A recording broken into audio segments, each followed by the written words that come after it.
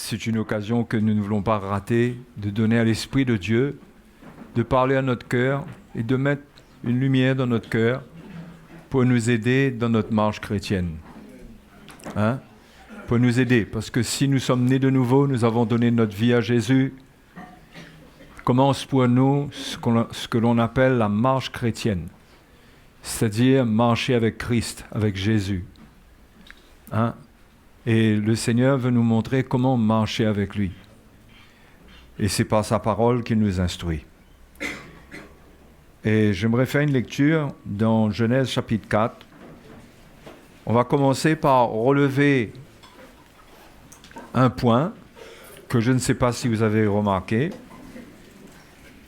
Mais ça commence dans Genèse chapitre 4, verset 7. C'est le premier endroit où le mot péché est cité dans la Bible. Et ce passage nous parle de ce qui s'est passé entre Caïn et Abel, comment le cœur de Caïn s'est gâté. Et le verset 5 nous dit que Dieu ne porta pas un regard favorable sur Caïn et sur son offrande. Caïn fut très irrité et son visage fut abattu. Et l'Éternel dit à Caïn, « Pourquoi es-tu irrité? Et pourquoi ton visage est-il abattu? Certainement, si tu agis bien, tu relèveras ton visage. Et si tu agis mal, le péché se couche à la porte et ses désirs se portent vers toi, mais toi, domine sur lui. » Cependant, Caïn adressa la parole à son frère, mais comme ils étaient dans les champs, Caïn se jeta sur son frère Abel et le tua. Voilà l'amour de Dieu envers Caïn qui, lorsque Dieu voit son cœur n'est pas bon, et le Seigneur vient l'aider, vient lui parler, lui poser quelques questions. Dieu cherche son cœur. Et il y a une chose que le Seigneur lui dit, c'est que le péché se couche à la porte de son cœur. Et comme si que Dieu parle du péché comme un personnage, à part entière, comme une personne. Le péché se couche à la porte. Et c'est pas que dans le livre de la Genèse, c'est comme ça, mais on va voir, on va aller faire quelques lectures dans l'un des passages les plus faciles du Nouveau Testament, Romains chapitre 7.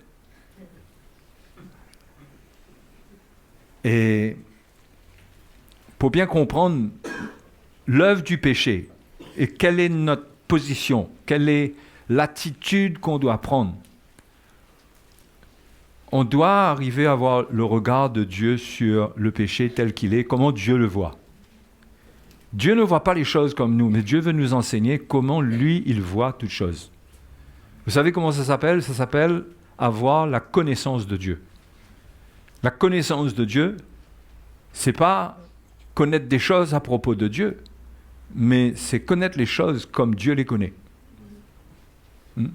Grandir dans la connaissance de Dieu, c'est de plus en plus voir les choses comme Dieu les voit. C'est ça, avoir la connaissance de Dieu. OK? Donc, en ce qui concerne le péché, nous devons comprendre comment Dieu voit ça, comment Dieu a traité ça. Et ce soir, vous allez avoir quelques petites lumières. Et j'espère que ça va vous encourager dans votre marche, parce que notre combat à nous est essentiellement contre un ennemi. Notre grand ennemi, c'est vraiment le péché. C'est vraiment l'élément dangereux.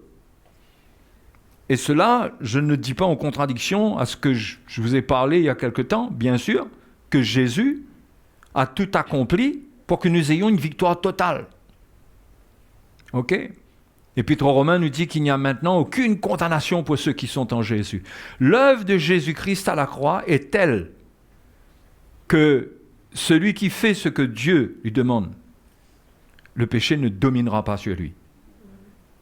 C'est ce que Paul dit dans Romains chapitre 6, verset 14. Il dit que le péché n'aura point de pouvoir sur lui, parce qu'il n'est pas sous la loi, il est sous la grâce. C'est-à-dire que Dieu nous enseigne, nous montre, et sa puissance est avec nous pour nous faire vivre ce que Jésus a vécu, la victoire qu'il a prise. Il veut nous la transmettre. Ça ne veut pas dire qu'on n'a rien à faire et que tout est garanti, tout est assuré. Mais nous devons comprendre, premièrement, la nature du péché. C'est notre grand ennemi. Le diable, c'est le tentateur. On pourrait dire que notre grand adversaire, notre grand ennemi, c'est le diable. Pas de problème, je ne sais pas comment chacun peut se définir cela. Mais le tentateur, lui, il veut nous emmener dans le péché. Le danger, le grand danger, ce n'est pas vraiment la tentation. C'est la réponse à la tentation. Le grand danger. Parce que le grand danger, c'est dans le péché. Ce que le péché peut faire. Si nous ne comprenons pas comment le gérer. Parce que vu que nous sommes dans la chair, non seulement nous sommes dans la chair, mais nous vivons dans le monde. Nous vivons là où la Bible dit que le prince de ce monde, c'est le diable.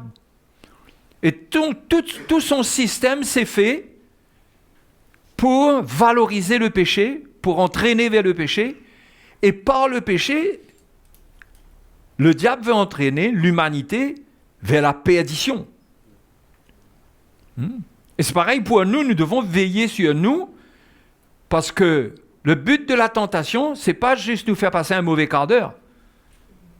C'est de nous faire entrer non seulement dans un acte de péché, mais dans une vie du péché, dans une pratique du péché, et que cela éloigne notre cœur de Dieu, comme quelqu'un qui s'éloigne des côtes.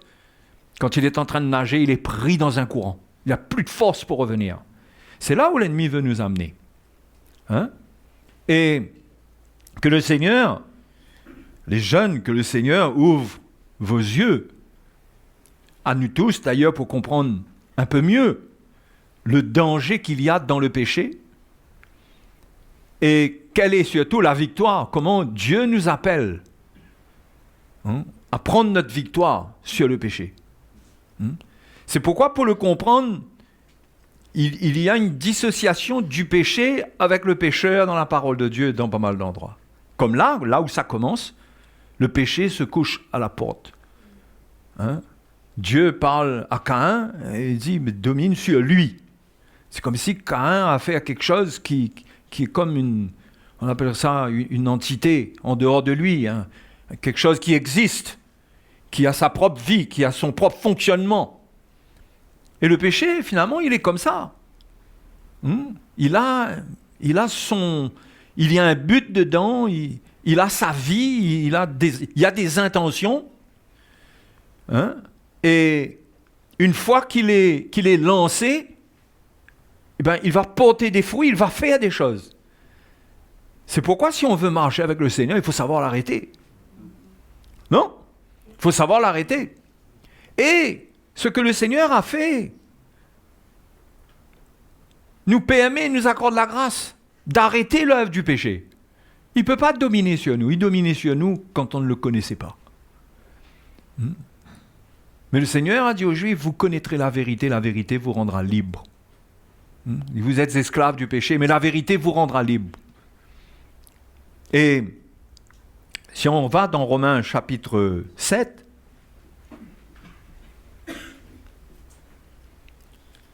ce qu'on va faire avec Romains chapitre 7, parce que si je vous lis Romains chapitre 7, vous allez avoir un mal de tête au bout de 4 lignes. C'est un des passages que je lisais quand j'étais jeune converti et que je survolais. Parce que Paul dit des choses, une chose qui vient sur une autre chose, il retire la chose, il remet la chose, et on ne sait plus où elle est la chose. On ne comprend pas. Mais on va faire quelque chose ce soir. On ne va pas essayer de comprendre tout comme ça, mais je veux attirer votre attention seulement sur ce que je viens de dire. C'est que pour Dieu, dans la victoire que Dieu nous donne, il nous montre comment il y a nous et il y a le péché. Ok? Il y a nous et il y a le péché. Et on commence au verset 14. Vous êtes prêts? Nous savons en effet que la loi est spirituelle, mais moi, je suis vendu, charnel, vendu au péché. Il y a moi et il y a le péché. Car je ne sais pas ce que je fais, je ne fais point ce que je veux, et je fais ce que je hais. Or, si je fais ce que je ne veux pas, je reconnais par là que la loi est bonne. Personne n'a pas besoin de faire Algan jusqu'à maintenant. Et maintenant, ce n'est plus moi qui le fais, moi, c'est moi. Ce n'est plus moi, mais c'est le péché. Vous voyez là comment on fait une distinction entre les deux? C'est plus moi, mais c'est le péché. Attention, je ne suis pas en train de vous donner un message pour que... Vous savez, il ne s'agit pas de... Quand tu arrive quelque chose, après, dire, mais c'est pas moi, c'est le péché, ça. Ça serait trop simple. On serait tous innocents. Et si on continue encore au verset 20... Et si je fais ce que je ne veux pas, je saute, je choisis les passages qui me paraissent démontrer ça, pour vous amener vers ma pensée. Et si je fais ce que je ne veux pas, ce n'est plus moi qui le fais, c'est le péché. D'accord? Encore une fois.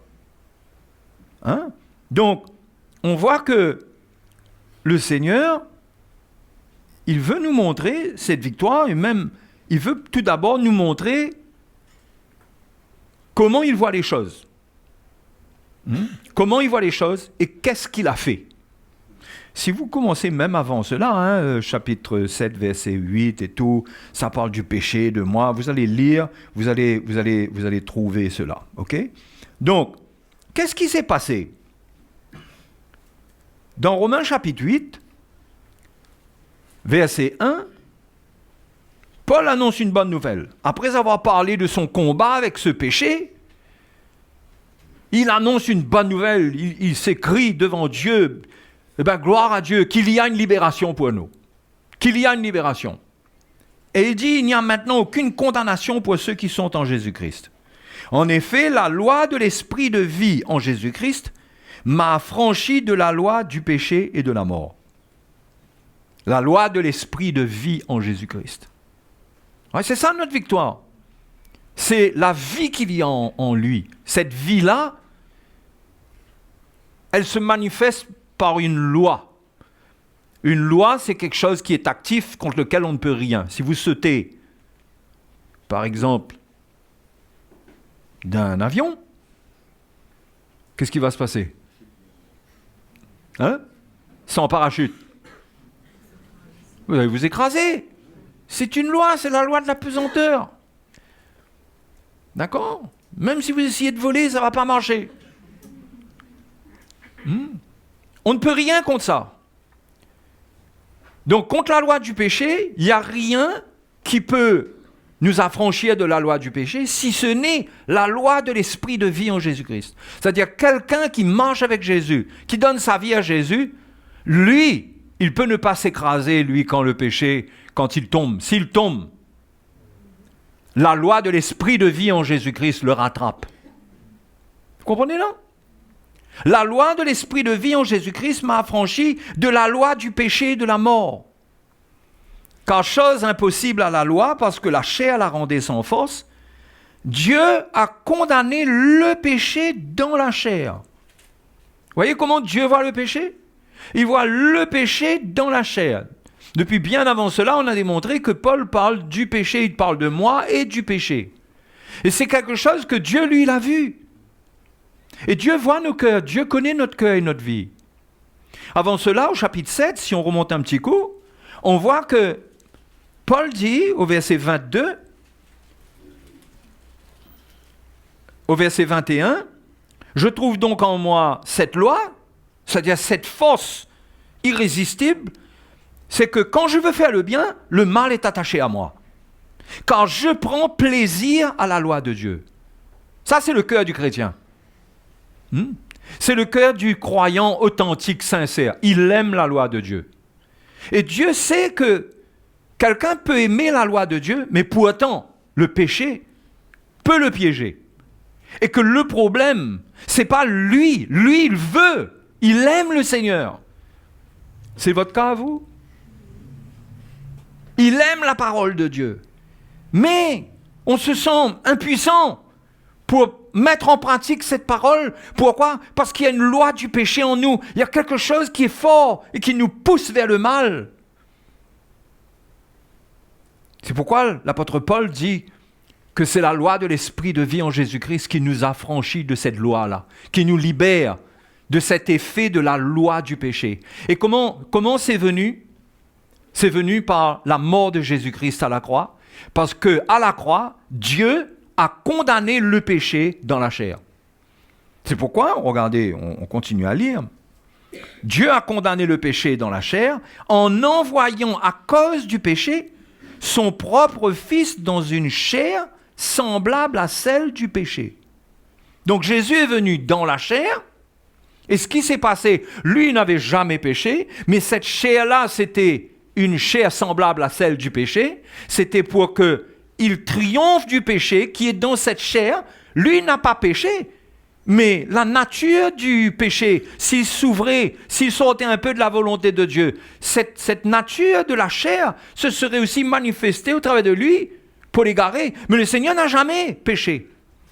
La chair qu'il a portée, c'était vraiment, il était né de Marie, vous savez ça? Hein? Il était né d'un être humain. Donc il y avait cette partie de lui-même qui était la chair. Il n'avait jamais péché, il était sans péché, mais cette nature-là avait une tendance depuis le jardin d'Éden. Depuis le jardin d'Éden, quand Dieu a créé Adam et Ève, il les a créés avec la chair. Ils étaient quand même, quelque part, ils étaient parfaits, ils étaient sans péché, non? Est-ce qu'Adam et Ève avaient le péché au départ? Avant de pécher, est-ce qu'ils avaient le péché? Mais pourtant, ils ont péché. Ça montre que dans cette nature de l'homme, même sans le péché, il y a une faiblesse. Il y a une fragilité. Si on n'obéit pas à la loi de Dieu, le péché rentre. Il se couche à la porte, il rentre. Et c'est comme ça que nous tous, nous sommes devenus pécheurs, parce que nous descendons d'Adam et Ève. Hein? Donc Jésus, lui, il a pris cette nature, cette même nature, hein? Cette même nature. Sauf que la vie qui était dans cette chair, c'était la vie du Fils de Dieu. C'était la vie d'un homme, mais c'était en même temps la vie du Fils de Dieu. Et il est venu, il a pris cette chair pour l'amener à la croix et pour prononcer sur la chair et surtout sur le péché dans la chair, le verdict de Dieu. C'est que Dieu a déclaré que le responsable de l'état de l'homme, c'est le péché. Donc c'est le péché qui doit être condamné. C'est compliqué? Peut-être un peu compliqué? Dieu condamne, Dieu en Jésus-Christ a condamné le péché dans la chair. Il a condamné notre péché. Il n'a pas condamné l'homme. Il ne nous a pas condamné nous. Il a condamné le péché. C'est pourquoi nous pouvons être sauvés. C'est pourquoi nous pouvons être sauvés. Il a condamné le péché. Et ce qui est extraordinaire, juste pour vous dire ça, c'est que la loi a été envoyée pour piéger le péché finalement, quand on lit Romains chapitre 7. Parce que la loi est venue pour dire, voilà ce que Dieu dit. Mais le péché dans la chair se lève et dit, moi je ne suis pas d'accord, moi. Je fais le contraire. Donc la loi vient pour dire ce que Dieu dit, et Dieu voit que l'homme, lui, il veut vivre ce que la loi dit. Vous comprenez là, le schéma là? Il veut vivre ce que la loi dit, mais il y a quelque chose là, il y a un individu quelque part qui vient, qui le prend, qui lui dit non, moi je ne suis pas d'accord, moi. Moi je veux vivre dans le péché, je veux vivre dans l'adultère. Tu ne déroberas pas, ben non, moi je veux voler, je veux vivre ma vie comme je veux. Oui? Donc, il y a une dissociation entre le péché et l'homme. L'homme qui aime Dieu, Dieu veut le secourir. On aime Dieu, Dieu est avec nous, Dieu veut nous secourir. Tu aimes le Seigneur? Si tu aimes le Seigneur, tu aimes la parole de Dieu. Qu'est-ce qui se passe dans ta vie? Tu peux être faible. Parfois, tu as envie de servir Dieu, tu as envie de faire ce qui est agréable à Dieu, mais tu réalises que parfois tu échoues. Et tu peux là te dire, moi je veux faire la volonté de Dieu et te retrouver dans 2 jours dans un problème parce que tu as dit que tu veux faire la volonté de Dieu, mais si tu ne comprends pas comment gérer le péché pour le vaincre, le péché peut encore te piéger. Il faut le gérer. Il faut savoir comment se dissocier de lui, parce que Dieu l'a condamné. Vous voyez, pour nous, c'est comme ça que nous devons voir. Dieu a condamné notre péché. Et vous allez comprendre pourquoi je vous dis ça. C'est pourquoi il n'y a pas de condamnation pour ceux qui sont en Jésus-Christ. Parce qu'en Jésus, le péché a été condamné. Nous sommes libres. Nous sommes libres. D'accord? Et Dieu nous a donné son esprit. La loi de l'esprit de vie en Jésus-Christ nous a franchis. C'est pourquoi nous naissons de nouveau. Et Jean dit que celui qui est né de Dieu, il ne pratique pas le péché. Parce qu'il a l'esprit de Dieu en lui. Il y a une loi qui est plus forte que celle du péché. Il peut bénéficier de cela pour marcher dans la sainteté, dans la justice. Ça, c'est le plan que Dieu a pour nous. Mais, si on voit que Dieu a condamné le péché, eh bien, la moindre des choses, c'est que nous aussi, nous condamnions le péché. Vous comprenez où je veux en venir là? Ça s'appelle comment ça? La repentance. Vous savez, la repentance, c'est condamner le péché. C'est la condamnation du péché.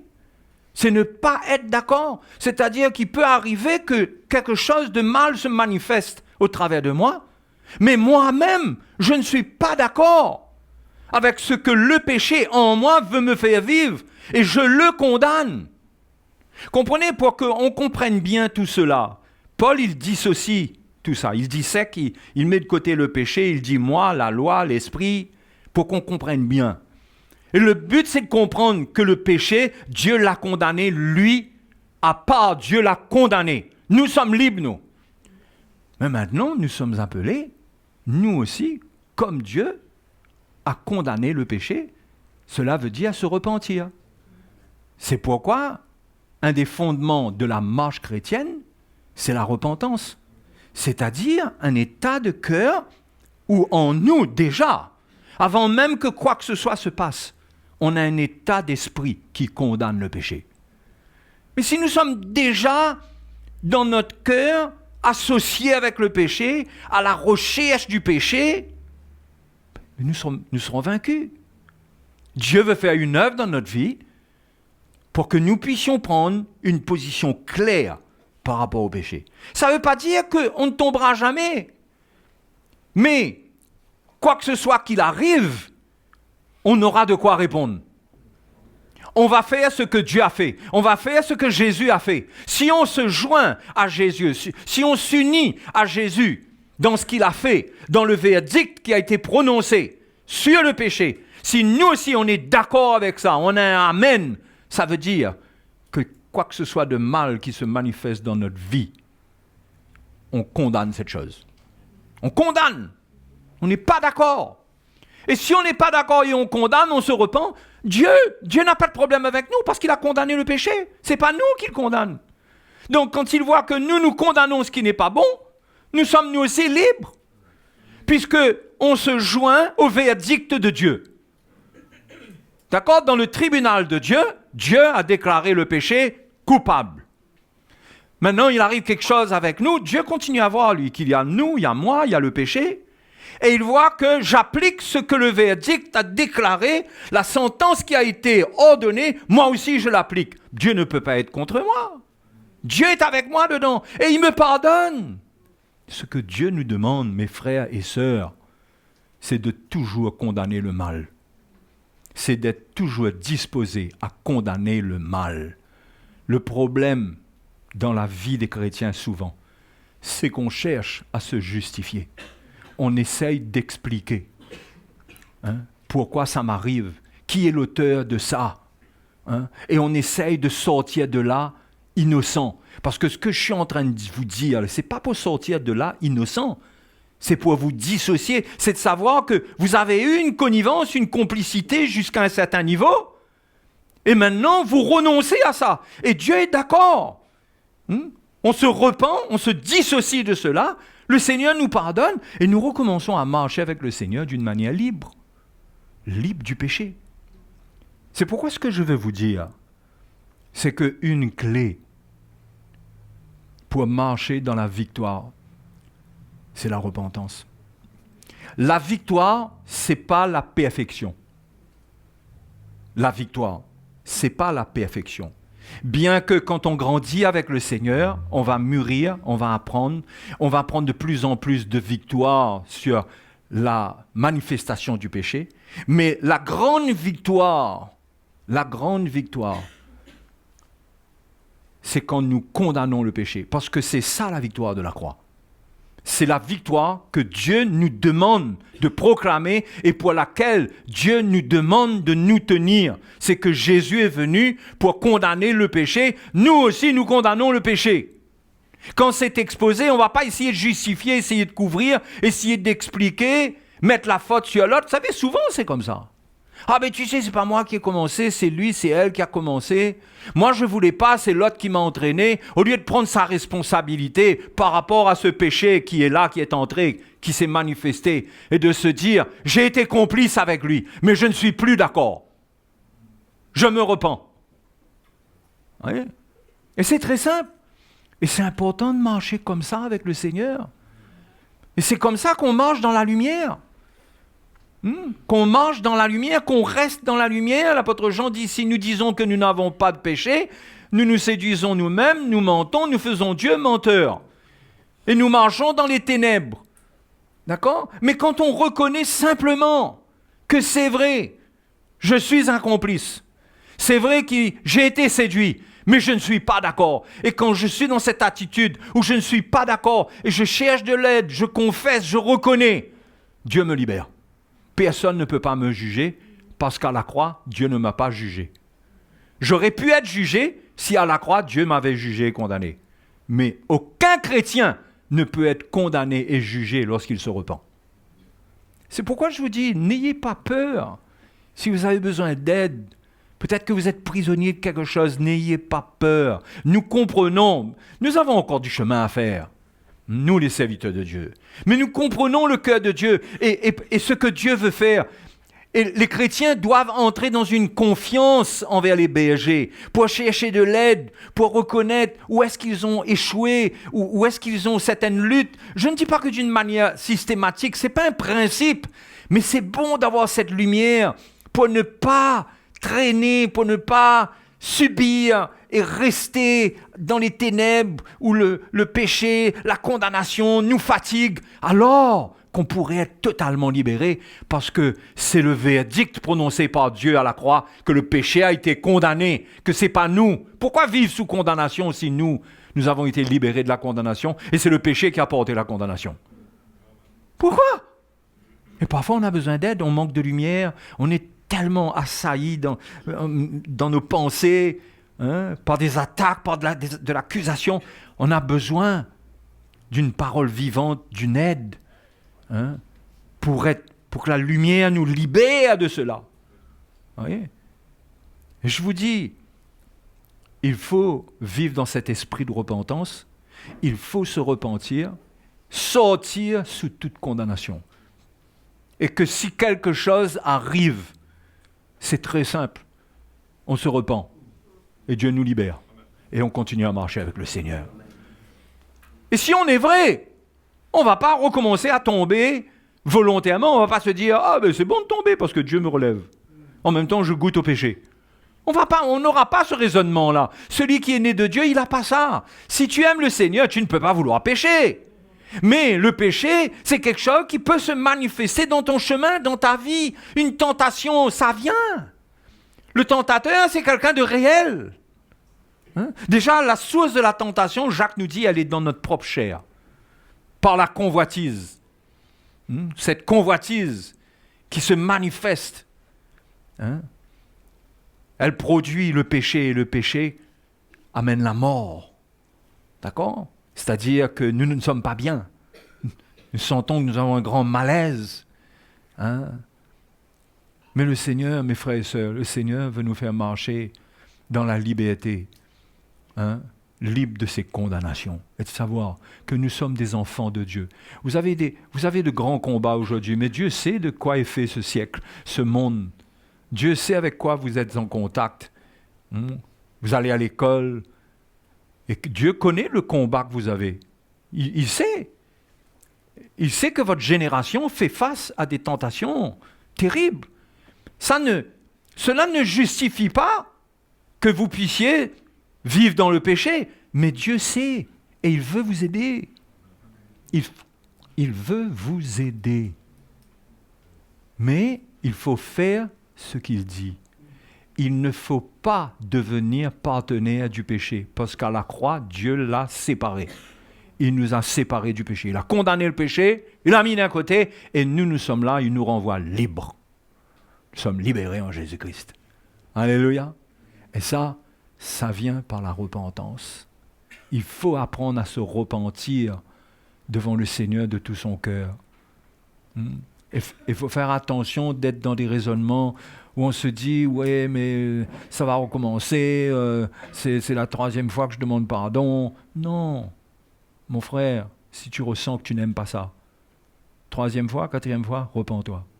Repens-toi et cherche le Seigneur.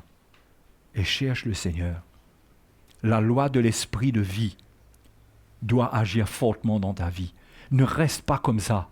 Il faut que cette loi de l'esprit de vie devienne une réalité dans ton cœur. Amen. Hein? Donc, on marche avec le Seigneur en se dissociant du péché. Le péché doit être condamné. On condamne. Donc, qu'est-ce qu'on va faire avec le monde, avec les œuvres du monde, les choses qui sont dans le monde? On ne peut pas laisser notre cœur gagner par ça, parce que ces choses sont souillées. Ces choses contiennent la vie du péché. Et ça fait partie de la tentation pour déclencher la convoitise. Ça fait partie des choses, toutes ces choses qui existent, contiennent la semence du péché, qui veulent rejoindre notre chair pour faire naître quelque chose dans notre chair.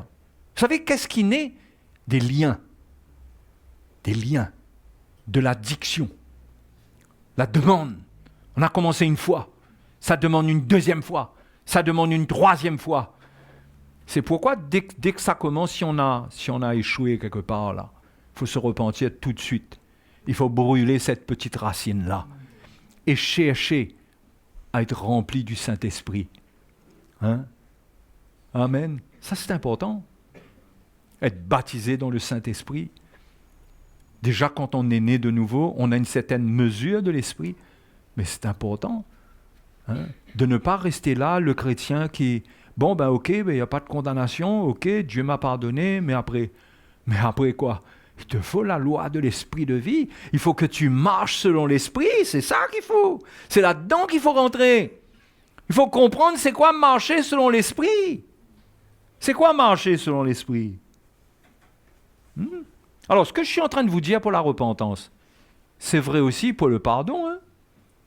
Moi, j'ai toujours appelé ça les 2 jambes de la vie chrétienne. On pardonner, se repentir, c'est ce qui nous fait avancer. On aura toujours besoin de pardonner, toujours besoin de se repentir. Toujours, parce qu'on ne sera pas dans la perfection et parce qu'on sera toujours agressé quelque part. Il y aura toujours quelqu'un, vu que les autres ne sont pas dans la perfection, le mal va venir vers moi, va m'éprouver, ce qui est en eux va m'éprouver, et ce qui est en moi et qui n'est pas bon va répondre. Ça va toujours être là. Il y a besoin de repentance et de pardon.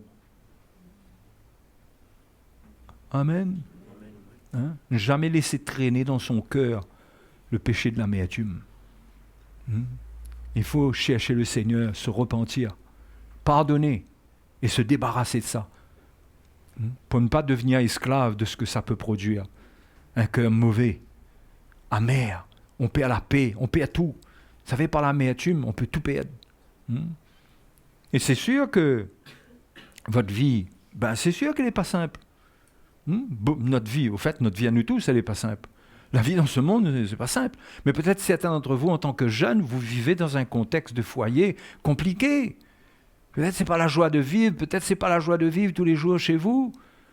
Vous croyez que vous êtes appelés, vous qui connaissez le Seigneur, à devenir une victime de ce qui se passe qui n'est pas bon dans votre maison? Vous croyez qu'il faut attendre la perfection de papa, qu'il devienne doux comme un agneau toute la journée, ou maman, pour que vous puissiez vous en sortir? Non, tout ça, ça fait partie du plan de Dieu. Que cela, dans tout ce qui arrive, vous vous repentez et vous pardonnez. Les jeunes, si vous voulez avancer, il faut apprendre à vous repentir humblement. Parce que le frère Mickey a parlé de l'humilité ce matin. Le frère Marc. Et se repentir, ça demande de l'humilité. Ça demande de l'humilité. Mais il faut se repentir. Et il faut pardonner. Ça aussi, ça demande de l'humilité. D'accepter que les autres, ça peut arriver qu'ils m'offensent. Et de pardonner. On a souvent tendance à faire un grand truc avec le moins de problèmes. Alors que c'est simple dans le Seigneur. Hein? On va pardonner. C'est sûr que quand on a été blessé, on a déjà été blessé, parfois profondément, c'est pas juste le fait de pardonner comme ça qui nous rend la joie de vivre tout de suite, mais le fait de le faire, d'obéir au Seigneur, ça engage le processus de guérison en nous. Et il faut rester ferme dans le pardon, même si on ressent le petit bobo qui en fait encore mal, comme si on ressent encore un petit quelque chose, et le diable voudrait nous dire, tu vois, tu n'as pas pardonné parce que tu as encore un peu d'amertume. Non, je suis sur le chemin de la guérison parce que j'ai décidé d'obéir à ce que le Seigneur m'a dit. Il m'a dit de pardonner. Moi, je pardonne. Et la guérison vient. Et la victoire de la croix qui condamne le péché vient. Vous savez, Jésus, à la croix, il nous a pardonné, non? Il a dit, Père, pardonne-leur quand ils ne savent pas ce qu'ils font. Et Jésus a pris la victoire sur le péché de l'amertume. De l'amertume. Il a pris la victoire là-dessus. Il a pardonné. Dans ses plus grandes blessures, il a pris cette victoire pour nous de pardonner. Pour que nous aussi, en communion avec lui, nous puissions avoir cette victoire de pardonner, quelles que soient les circonstances que nous allons affronter. Vous voyez ? Tout est dans la croix. Tout a été remporté. Toute victoire sur le péché a été remportée à la croix. C'est à nous d'obéir. Et quand il faut pardonner, c'est une obéissance. Oui, je pardonne. Et je tiens ferme dans l'obéissance envers le Seigneur. Je ne vais pas raisonner là-dessus. Le Seigneur m'a demandé de pardonner. C'est le Seigneur qui me demande ça. Et qu'il va me rendre capable de vivre le fruit du pardon, le fruit qu'il y a dedans. Je vais le trouver. Parce que Jésus, quand il a pardonné, il est mort à la croix, mais il est ressuscité, sans rien, sans aucune trace de blessure. Et ça peut prendre un petit peu de temps, ça peut arriver, mais le Seigneur va me rendre libre. Mais il n'est pas question que moi, je garde des choses mauvaises dans mon cœur. Et la manière qu'il faut lutter contre ça, c'est de se tenir dans une obéissance à la parole de Dieu. J'obéis, je pardonne. C'est une décision. C'est une décision, non ? C'est pas, je ressens pas. Dieu ne te demande pas de ressentir. Dieu te demande d'obéir. Parce que ce qu'il a fait à la croix, il y a la victoire pour toi dedans. Contre le ressentiment, contre le cœur amer, il y a la victoire là-dedans. Jésus a vaincu cela. Il ne s'est pas laissé vaincre par la vengeance dans la chair. Il ne s'est pas vengé lui-même. Si vous allez lire dans Pierre, vous allez voir comment il s'est laissé faire. Et la Bible nous dit que ce modèle-là, quand on s'identifie à ce modèle, il y a la guérison pour nous. C'est pourquoi l'apôtre Pierre dit que c'est par ces meurtrissures que nous avons été guéris. C'est pas simplement la guérison physique, vous savez. Mais ce passage de Pierre, je vous encourage à lire 1 Pierre chapitre 2. Quand ça arrive à cet endroit où il est dit, c'est par ces meurtrissures que nous sommes guéris. Ça parle du chemin de Jésus qui n'a pas rendu le mal par le mal. Il a béni. Et dans ce chemin, il a été meurtri, mais c'est par ces meurtrissures que nous sommes guéris. C'est-à-dire moi aussi, si je suis agressé, je suis blessé, je suis offensé, et je prends ce chemin avec le Seigneur, et je pardonne, la guérison viendra aussi, parce que par ces meurtrissures à la croix, il y a la guérison pour moi. Alléluia. Donc on ne va pas, les jeunes, il ne faut pas vous laisser arrêter par le fait que vous sentez qu'une blessure est encore là. Qu'il y a encore un petit quelque chose, et comme si vous dites, je croyais que c'était fini. Ça ne veut pas dire que vous n'avez pas pardonné. Pardonner, c'est vous qui décidez. C'est pas ce que vous ressentez. C'est à vous après de ne pas aller avec X, Y, Z, dire ouais, tu sais, ouais, moi, j'ai envie de le tuer. C'est à vous de ne pas aller rentrer là-dedans. Fermez votre bouche, se tenir devant le Seigneur, avec votre souffrance, dans vos blessures, comme sur la croix, et de vous attendre à une résurrection, à la loi de l'esprit de vie qui vient, qui est le baume de Dieu, qui va guérir vos blessures, Et vous relevez, ça peut être au bout de 3 jours, ça peut être tout de suite, ça peut être au bout de 2 semaines. Peut-être que vous allez ressentir certaines choses, vous allez croiser la personne on dirait que vous avez encore quelque chose, mais vous tenez ferme. Moi, je pardonne. Je pardonne, Seigneur. Tu vas guérir mon cœur a été blessé, mais je pardonne. Je ne veux rien avoir contre cette personne. Et qu'est-ce qui va se passer? Le Seigneur va vous guérir. Ne tombons pas dans le piège de l'ennemi qui consiste à nous tourner vers ce que nous ressentons. Non, nous nous tournons vers la parole de Dieu. Nous avons foi en l'œuvre de Jésus-Christ à la croix. Nous condamnons le péché. Nous condamnons l'amertume. Nous condamnons le ressentiment qui veut grandir en nous. Nous disons nous, non. Et nous nous tenons devant le Seigneur pour dire, Seigneur, je ne veux pas vivre avec cela dans mon cœur. Je condamne cela comme tu as condamné cela à la croix. Je condamne cela. Et j'ai besoin de toi, j'ai besoin de ta guérison, Seigneur. Guéris-moi, restaure-moi. Le Seigneur vous rendra libre. Et laissez-moi vous dire, vous repentiez et pardonnez, vous aurez besoin de ça toute votre vie. Toute votre vie.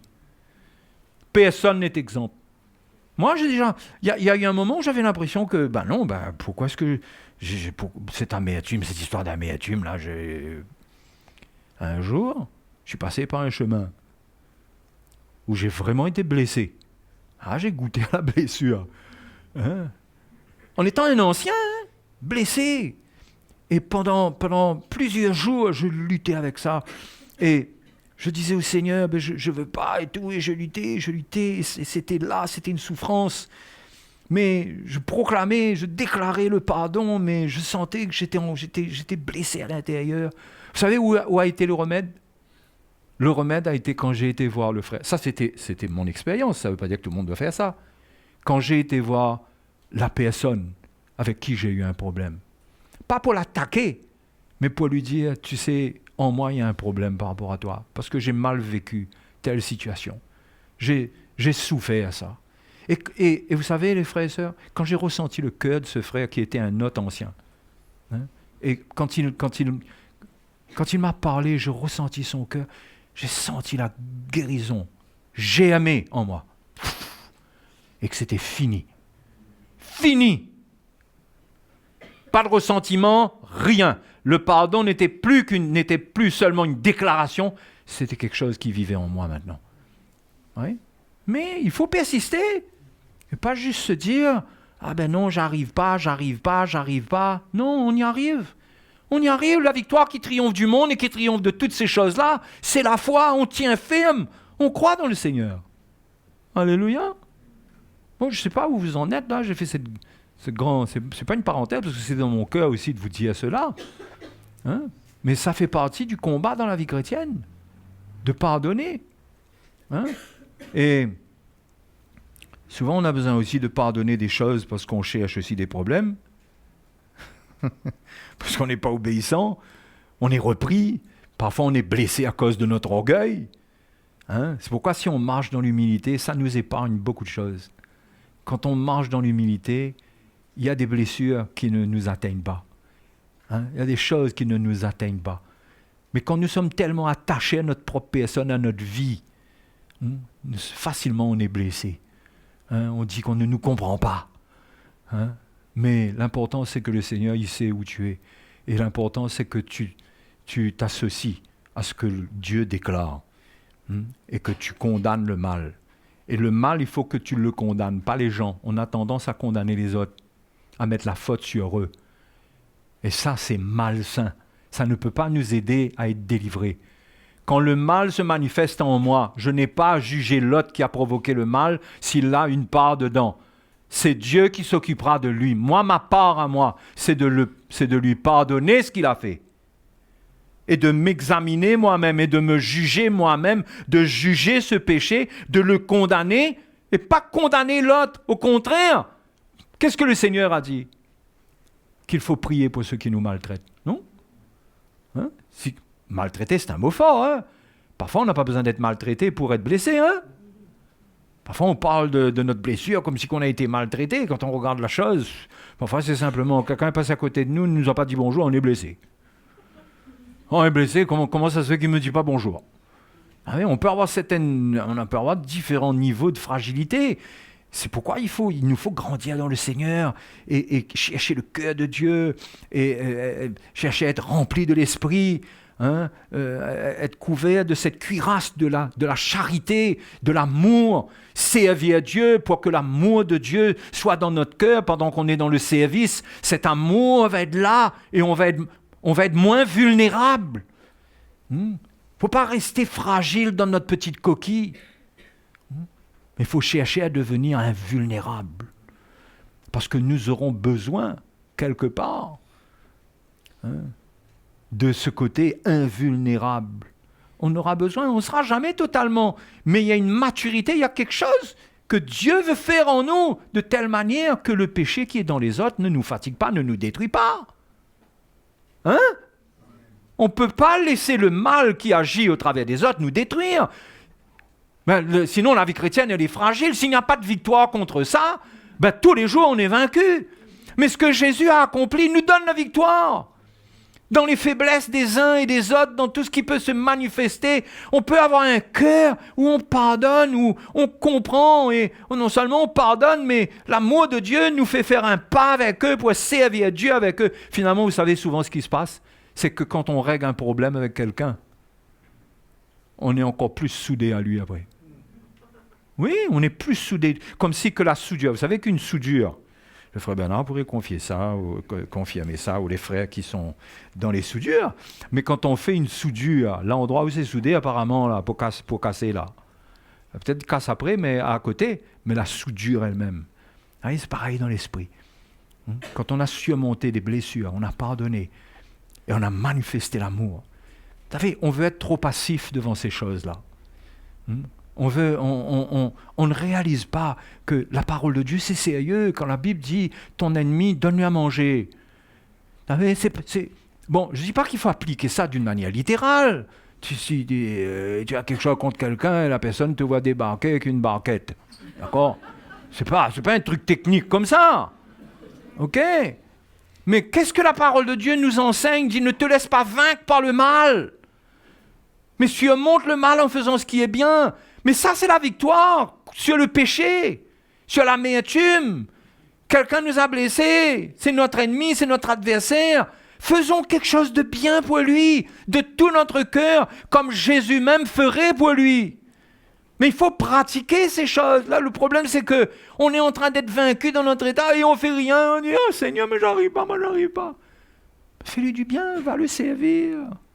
Manifeste l'amour. Et la guérison viendra. Nous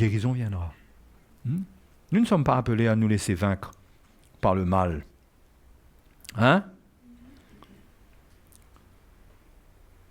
Donc, je passe à Romains chapitre 8, parce que j'ai coupé mon élan vers un passage là. Romains 8, 3. Où il est dit, Dieu a condamné le péché dans la chair, en envoyant, à cause du péché, son propre Fils dans une chair semblable à celle du péché, et cela afin que la justice de la loi soit accomplie en nous. D'accord ? La justice de la loi, afin qu'elle soit accomplie en nous. Il peut y avoir deux choses là-dedans. La justice de la loi accomplie en nous, c'est que ce que Jésus a accompli, que ça devienne une réalité pour nous, c'est que nous sommes pardonnés. Le salaire du péché, c'est la mort. Jésus est mort pour nos péchés. Nous sommes identifiés à lui. Nous croyons en lui. Nous nous repentons. La justice qui s'est manifestée à la croix pour nous, elle s'accomplit en nous. Nous trouvons la paix dans le Seigneur. Nous restons dans la paix. En nous qui marchons, non selon la chair, mais selon l'esprit. Vous êtes d'accord là que quelque part il met une condition. Nous qui marchons, ce qu'il dit là, c'est vrai, nous allons le vivre. Nous qui marchons non selon la chair, mais selon l'esprit. Vous êtes d'accord avec moi qu'il faut comprendre c'est quoi marcher selon l'esprit. Il y aurait beaucoup de choses à dire. Mais si vous partez de ce que c'est que de marcher selon la chair, d'après ce qu'on vient de parler, marcher selon la chair, c'est quoi ? La marche selon la chair, c'est qu'on recommence à faire du péché un partenaire dans notre vie. On recommence à répondre au monde. On recommence à répondre aux ténèbres. Doucement. Hein? Et le tentateur, le diable est là pour nous séduire, pour nous montrer que c'est pas grave. Vous savez, qu'est-ce qui entraîne un chrétien là-dedans? Le fameux « Dieu a-t-il réellement dit ?» Dieu a-t-il réellement dit? Et là, on recommence à se faire des copains. Je parle du péché, le péché recommence à devenir notre copain. Tout doucement, là au début, il ne se manifeste pas dans sa forme destructive tout d'un coup, mais tout doucement. Il rentre, il se couche à la porte, il rentre gentiment. Mais il prend place jusqu'à ce que ce soit comme un lion qui nous saute dessus et qu'on se retrouve dans une situation où on est vaincu dans le péché réellement. Le livre des Proverbes nous dit que les liens du péché saisissent le méchant. Hein? Celui qui ne fait pas attention, il construit ces liens-là. Hein? Aujourd'hui, ça n'agit pas. Mais si tu acceptes de vivre selon la chair, c'est-à-dire avec le monde, avec l'esprit du monde, il y a des choses qui vont se construire dans ta chair, qui vont réveiller le loup qui est en toi, le péché. Et ça peut te détruire. Donc, il faut marcher selon l'esprit, pas selon la chair. Marcher selon l'esprit, c'est marcher dans les voies du Seigneur. Non? C'est marcher avec l'Esprit de Dieu qui nous avertit. Vous savez, le Saint-Esprit nous a été donné pour nous avertir, pour nous protéger.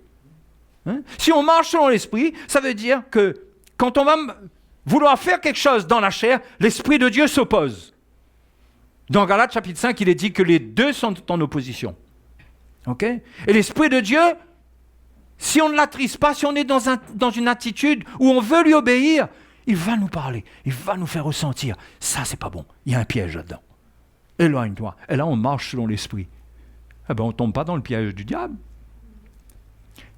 Combien de fois il nous arrive que le Saint-Esprit nous parle et qu'on n'obéit pas et qu'on écoute plutôt le Dieu a-t-il réellement dit, alors que l'Esprit de Dieu nous montre clairement que cette relation-là, c'est pas bon.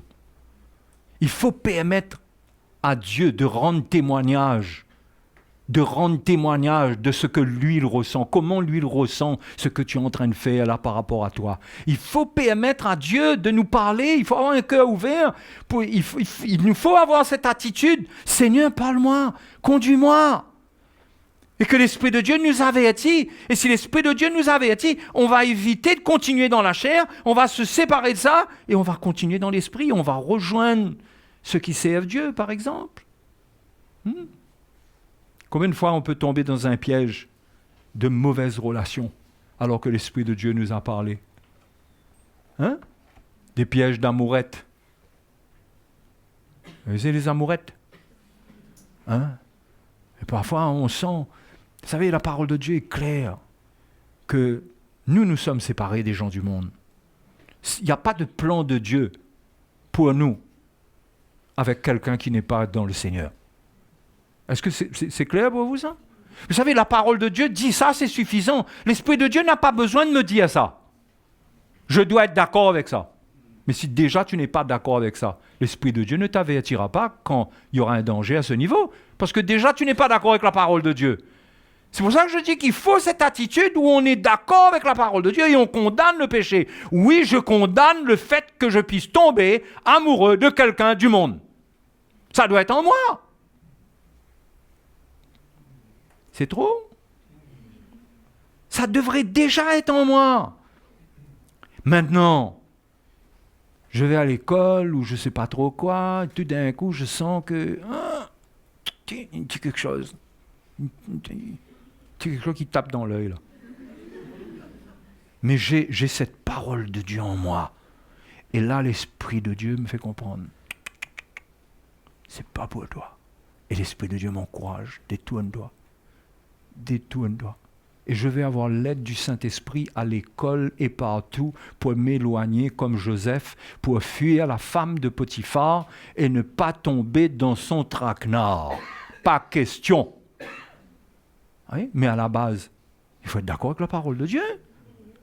Si on n'est pas d'accord avec la parole de Dieu, à la base, ce que Dieu déclare, hein, le plan de Dieu qui est écrit, il faut être d'accord avec ça. Condamner le péché, condamner le mal, condamner ce qui est contre la volonté de Dieu, ça doit être dans notre cœur. Et là, il y aura des tentations. mais la volonté de Dieu est établie dans notre cœur. Là, on a de quoi se défendre, et l'Esprit de Dieu est avec nous. Et la Bible dit que l'ennemi viendra comme un fleuve, l'Esprit de l'Éternel le mettra en fuite. Et on va ressentir l'aide du Saint-Esprit clairement, mais si en nous, on est d'accord, on trouve que ça n'est pas normal, ça, pourquoi il empêche à moi, il faut m'y faire ma vie aussi, moi, vous connaissez ça? Qui connaît ce genre de truc-là, là?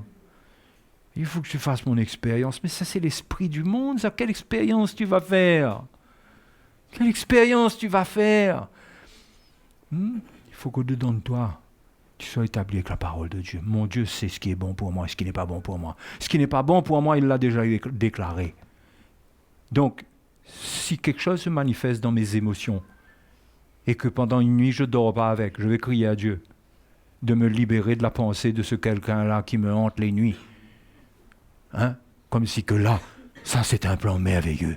Je l'aime, il m'aime, ou elle m'aime. Je dois savoir d'avance que ça c'est pas de Dieu. Fini, je joue pas avec ça. C'est comme ça que vous allez être protégé. Il faut gérer le péché. Il faut d'avance savoir comment se tenir par rapport à lui, comment le condamner pour ne pas tomber dans son piège. Parce que la tentation va venir comment? La tentation va venir dans la convoitise de la chair. La chair aura un désir qui va brûler. Et on va ressentir dans certaines circonstances qu'il y a quelque chose en nous qui nous attire vers quelqu'un. Mais la parole de Dieu nous dit, c'est pas pour toi, c'est pas suffisant. Ça doit être suffisant. Et si ça brûle, je dois savoir que là, je suis en danger. L'ennemi est en train de mettre le feu dans ma case, là. Quand le feu prend dans la case, qu'est-ce qu'on fait? On reste dans la case même? On fuit, on sort. On éteint le feu, on sort. Si on ne peut pas éteindre, on sort, on part. Et c'est comme ça la vie chrétienne. Il faut apprendre à vous défendre contre le péché dans ce monde. Parce que le péché va être de plus en plus puissant. Ce qui vient dans ce monde, vous savez, ce qui est en train de se passer dans ce monde va vous donner, écoutez, c'est grave, va vous donner l'autorisation de pécher. Plus grave, va vous permettre d'aller devant un tribunal pour attaquer ceux qui disent que vous ne pouvez pas pécher. Est-ce que vous comprenez là? Vous aurez des lois, et ça existe déjà, même pour amener vos parents devant un juge. Le pire que j'ai entendu à ce niveau, c'est qu'il y a une femme aux États-Unis, elle a attaqué ses parents parce qu'on ne lui a pas demandé son avis pour naître. Et c'est une histoire vraie, vous vous rendez compte en quelle folie le monde est? Mais le monde va vous donner des droits. Vous aurez à renoncer aux droits que le monde vous donne, sachant que la volonté de Dieu, c'est ça. Ce n'est pas le droit que le monde vous donne. Le monde vous dit 18 ans, majeur, tu fais ce que tu veux. Dieu dit honore ton père et ta mère, et il n'a pas mis à côté jusqu'à 18 ans. Oui ou non? Ça, c'est la parole de Dieu, c'est ta vie, la parole de Dieu. Et c'est comme ça que dans ces derniers temps, 1000 vont tomber à côté, 10 000 de l'autre côté, mais on sera là au milieu, on tiendra. Parce que Dieu sera avec nous, Dieu montrera qu'il est avec nous.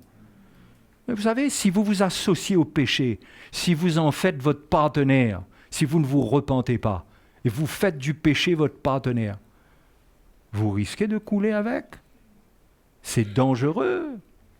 Moi, je veux vous exhorter ce soir. Le Seigneur a remporté toute la victoire pour nous sur le péché, à tous les niveaux.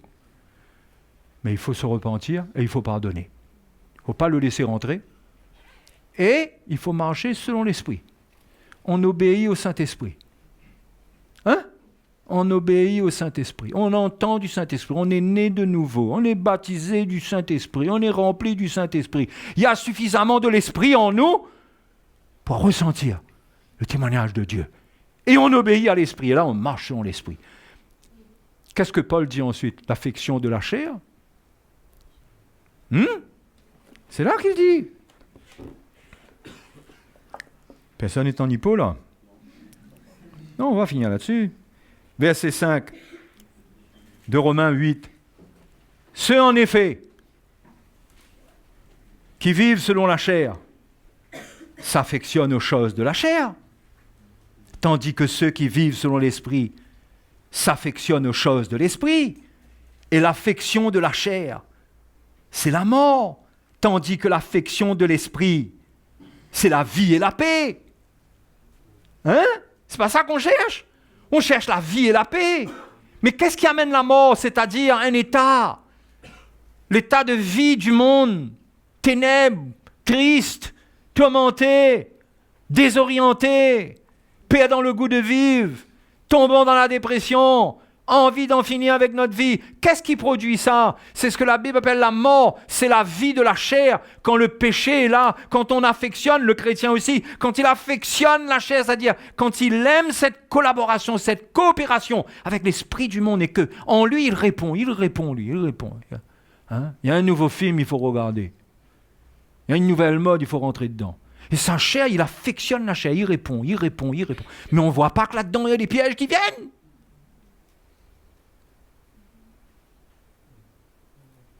Quel silence. Je ne suis pas en train de dire qu'il faut s'habiller avec des... comme au XVIe siècle, au XVe siècle.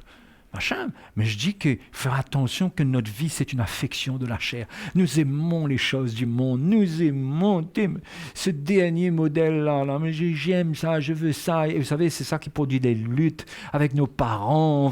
On est des enfants capricieux. On va commencer à bouder, à trouver que ouais, tous les enfants ont le dernier iPhone. Moi, j'ai rien du tout. Le dernier, je sais pas trop quoi. Moi, regarde mes baskets. Hein. Moi, je fais gagner le monde la honte. Avec une paire de chaussures comme ça.